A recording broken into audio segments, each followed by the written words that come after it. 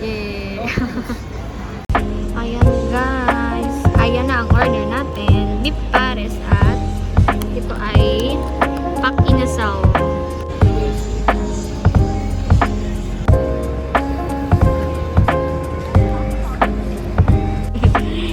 Yay! Ito yung 10 dirhams guys. Oh. 4 na piraso.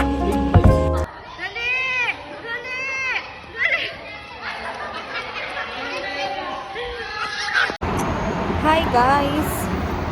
Hello, kaka-out ko lang. 5 pa lang, 5:45 pa lang. Ang bilis ng dumilim ngayon maggabi. Eh dati pag nauwi ako ng ganitong oras, sobrang tirik na tirik pa yung araw. Ayan. Waiting naman sa bus. Yay! Night market.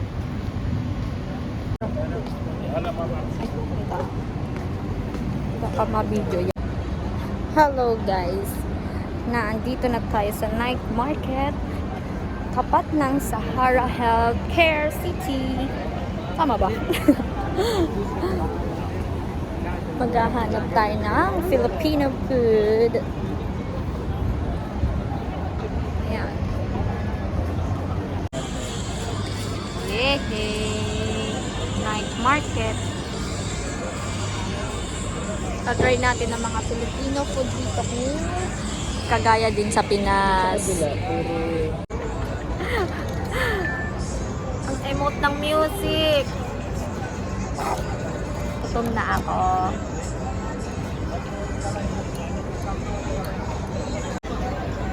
May ba na in-order mo? Ano in-order mo? Ano in-order mo? Manginasal, pork sisig. Pork sisig? Paborito. Di ba't ano lang manginasal yun? Ano pa? Manginasal, pork sisig. Magkano yun? 28. Nakita ko sana 25.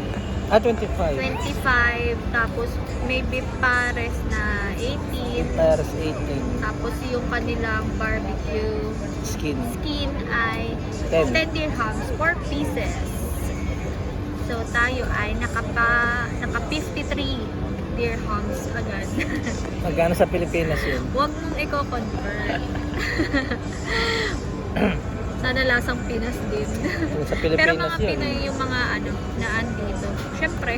500. Yung mga nagbebenta. Ang dami Pilipino. Oh, 53 ano?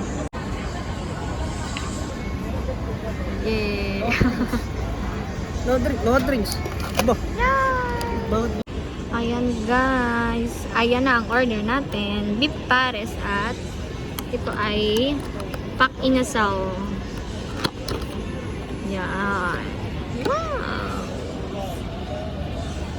Yum yum yum yum yum. Yay! Big bites. Ito yung 10 dirhams Uy. guys. Oh. 4 na piraso. Big bites. Wala pa rin ako. Check.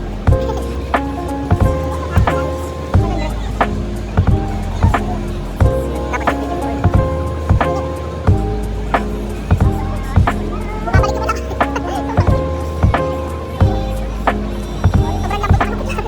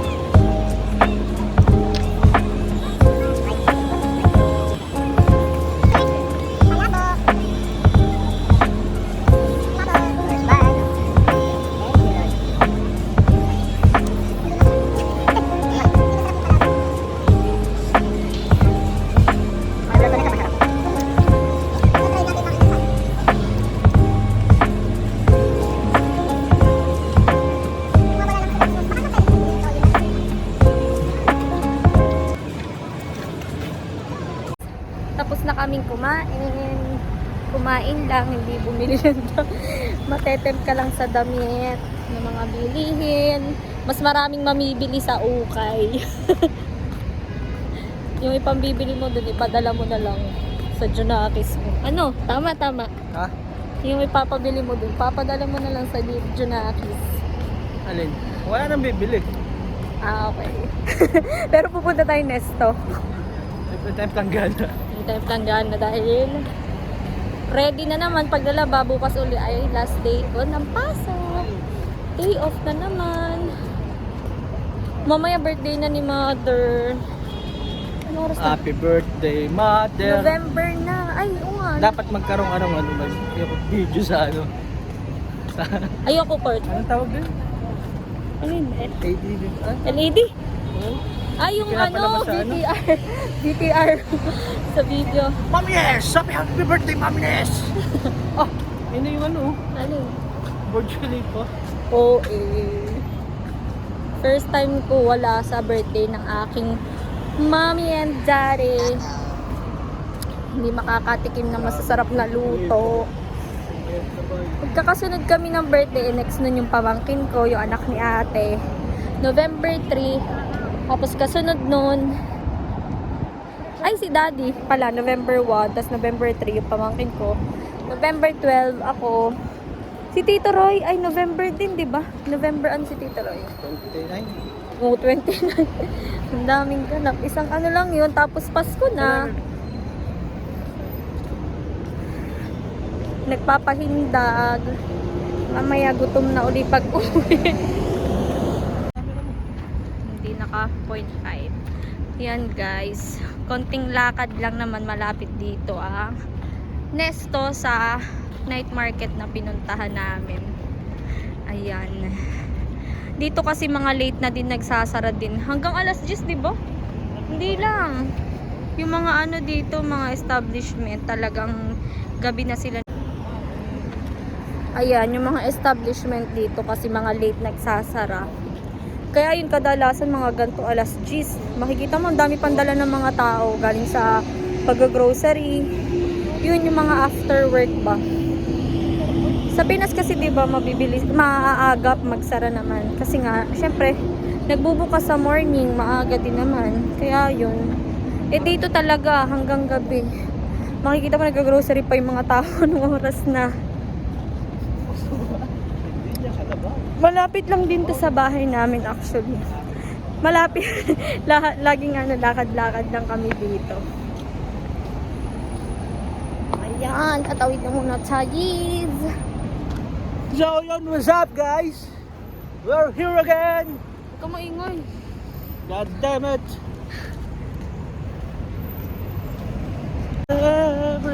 Nasaan na yung mga gin mo? Alin? Yung mga gin mo, yung mga kinolekta mo ng ilang araw. Bakit? Ayun, Wala lang, parang nakainom ka. saan pa sikmura ko? Ay, pakainom mo yun. Ayun, bawal nga pala dito guys ang alak. Di kagaya sa atin, pwede ka pa bumili hanggang alas 3 na madaling araw. Dito tagulang talaga. Parang may permit, di ba? Hindi, merong ano, may store talaga na bili. Saka may oras. Kailangan doon ng Emirates ID. Ay, di pwede na ako mag-inom. Pwede kang bumili. Ikaw, bili mo ako. wala ka. Ayun, dahil nga, meron na akong Emirates ID. Yan, malapit na tayo. Oy, wow. Alam mo, may isang sapatos ako na gustuhan. Hindi ko yun ang binili. Yan. Bakit?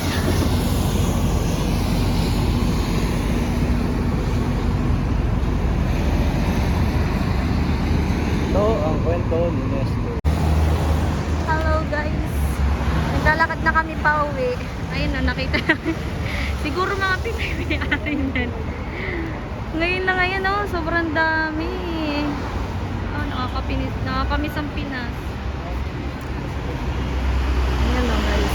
Nagpapaligsahan sila. Sobrang dami. Ngayon lang namin nakita yan. Nagganan pala sa gabi. Oh.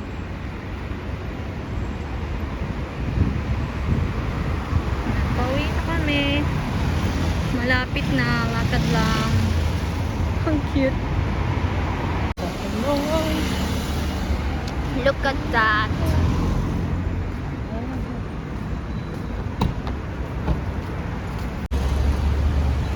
Tingnan nyo guys. Hanggang dito. Pauwi sa amin. Pasko na sila. Ano sila lang 800?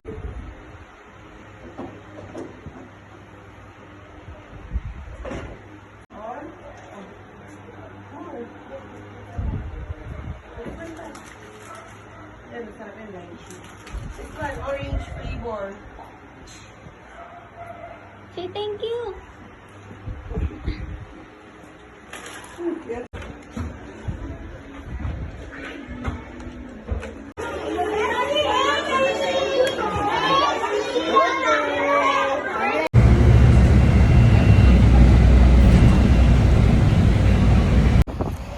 Hello guys.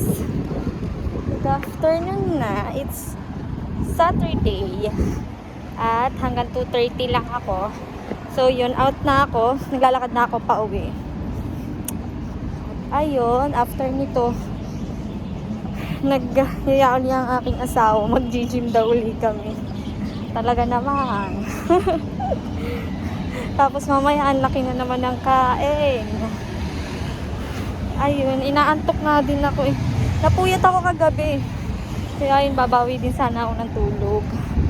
Ito na aga pa naman. Ayan. Yung mga kasama namin sa bahay ngayon is off day. Parang ako lang na naman yung may pasok. Pag Saturday, Sunday, kadalasan ako lang yung may pasok. Ayun. Kaya sila Sunday, nakakapag-church day pa. Ako wala talaga. Medyo nakakalungkot. Kasi nga yung mga boss naman namin is Muslim. So, hindi sila ano sa pagsimba-simba ng Sunday Mass. Malapit na. Sobrang init. Binalabal ko sa ulo ko to. Wala akong dalang payong. Nakalimutan ko 2:30 nga pala out ko. So, tirik na trick pa talaga ang araw. Kasi syempre pag nauwi ako, diba, madilim na, gabi na. Wala nang araw. Ayan, malapit na ako. Paakyat na tayo. Hindi ako sinundo ngayon ng aking sundo. Siguro dahil mainit niya din naman sa labas. Sabi ko din naman kung na ako sunduin. Nagpabebe lang. Hindi talaga sinundo. Gusto ko gusto. Ganun.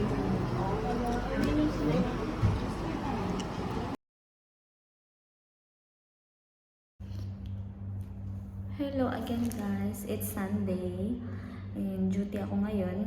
Ayun, solo ko ngayon kasi si ate kasama ko Pinay nagpabala muna, paalis muna siya. So yun, feeling ko mga 10 pa mag-open yung office kasi mga kasama ko pag Sunday, late na pasok, nakalimutan ko, wala akong susi. So yun, baka magantay ako dito hanggang alas 10 ng umaga. Tagaktak na yung pawis ko, gusto ko na umuwi. Ayun, hanggang 5:30 kami ngayon, whole day na.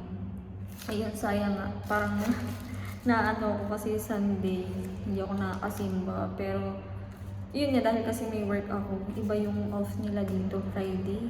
Siguro yun yung pang ano ng Muslim. Mostly, yung mga boss ko Muslim. Ayun, na-try na makapagsabi ata nila ate ng mga ibang kasama ko dito. Na kung pwede, parang i-off yung Sunday kasi nga church. Pero yun, parang hindi ko alam kung inalaw. Pero parang gusto kong i-try magsabi din. Kasi parang nakakonsensya ako simula na dumating kami dito. Hindi pa ako nakakapag-church. Yun, sanay pa naman ako na every Sunday. Kami ng family ko, yung baby ko, kasama namin sa lupa. Parang nakakalipas sa pagkalinda. Kaya yun, parang gusto kong sabihin. What if yung Sunday? Ano ba mangyayari? Pwede bang mag-off ng gano'n? Sisimba kasi gano'n. Ayun, kasi ano din yung mga katabi namin dito, mga rooms, mga offices, Sunday, wala din talaga silang pasok. Yun, parang kami lang yung tao dito, kaya yun, parang sa hallway pag dumaan ka, walang katao-tao. Kami lang. Ako pa lang ata yung tao dito, actually, dito sa first floor, kasi nga walang pasok pag Sunday sila. Yun, sana ganun din kami. Sana inaalaw din.